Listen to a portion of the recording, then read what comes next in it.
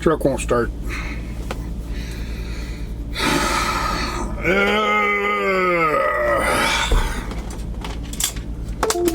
Let me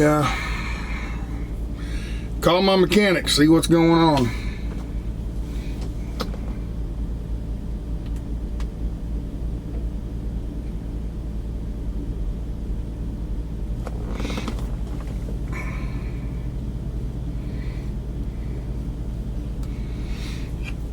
Hello. Hello. Yeah, this Otto? Yeah. It's the stand.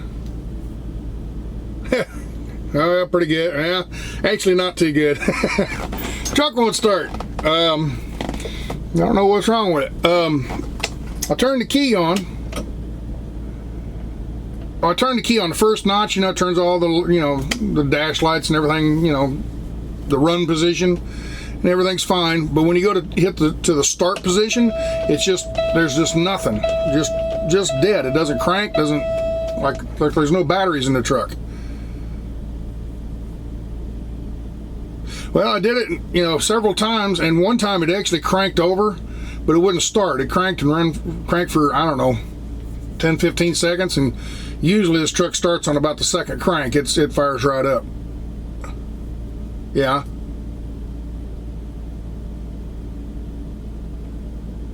All right, let me go look. All right. Yep.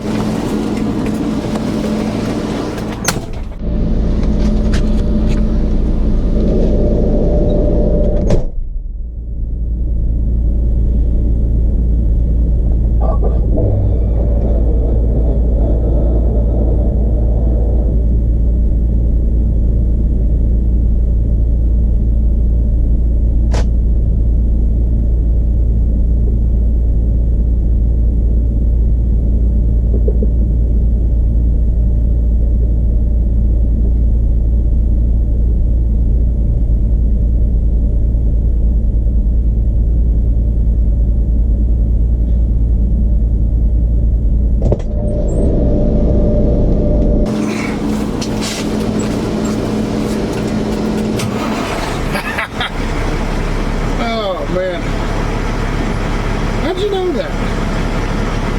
Yeah, it fired right up.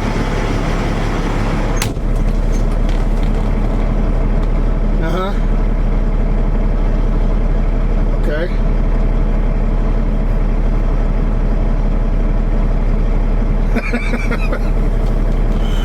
All right. All right, yeah. All right, I owe you a beer. All right, Otto, you're a lifesaver. Thank you very much. Appreciate it. Yeah, running on that rain. Yeah, that hurricane that came up. I ran from probably around Nashville, Tennessee, all the way up to Springfield, Massachusetts, just pouring down rain. Yeah, we got some. Yeah, that's what I kind of thought, a little corrosion in there. So I have to replace it, I guess. Oh, you're a lifesaver. All right. All right, get back to work. Get your hands greasy. All right, later. Bye. That's Otto. It's worth your weight in gold to have a good mechanic. I had a real good mechanic named Rick, and he retired, and I thought, oh my God, what am I going to do? I got to have a good mechanic. And he referred this fella, and his name's Otto. And this man is a guru when it comes to Caterpillars. He knows a lot about all of them, but Caterpillars is his specialty.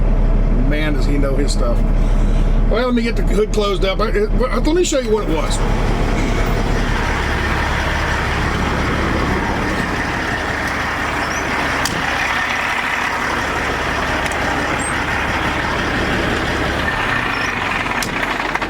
Shut the truck off so you can hear. Right underneath the hood. Remember the engine.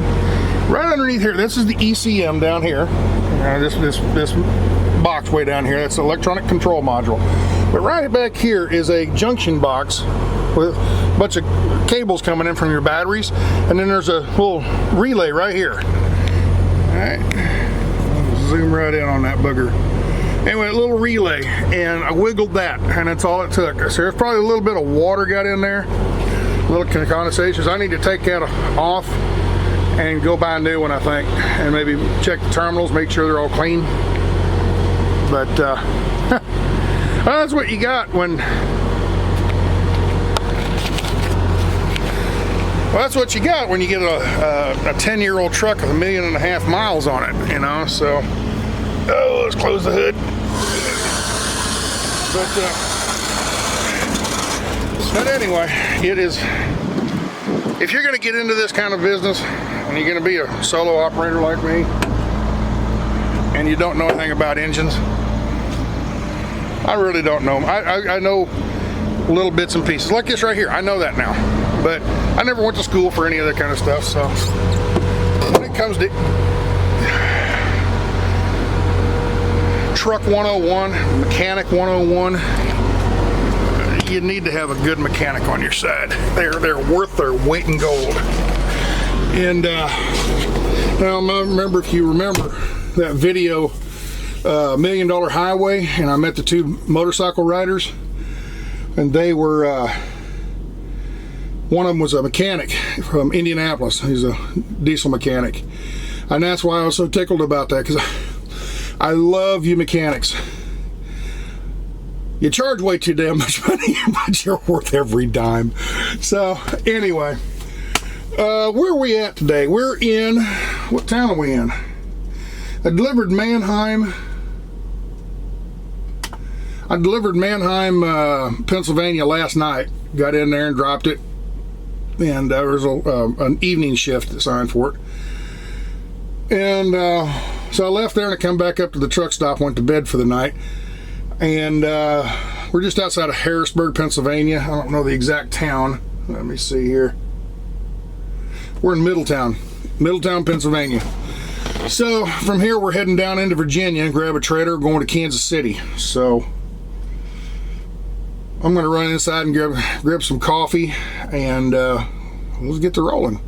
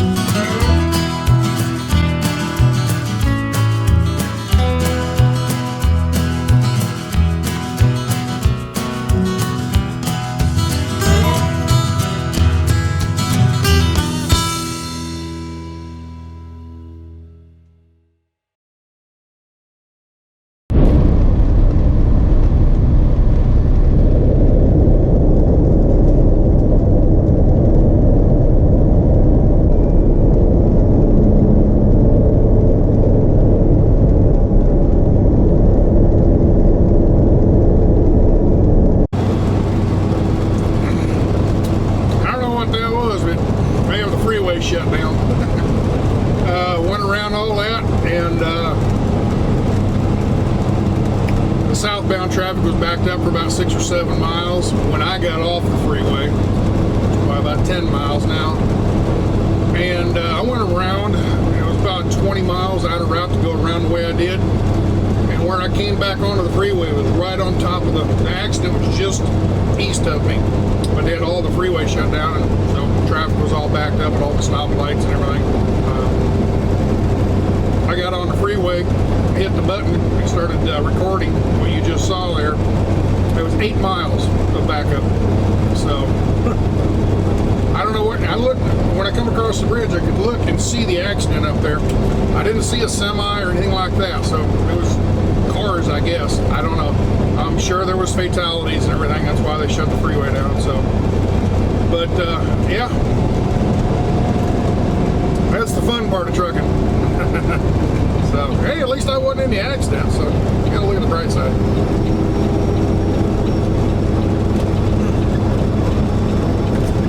Anyway, got another 30 miles down here to where I pick up the trailer, pick the trailer up, and head toward Kansas City. So, onward we go.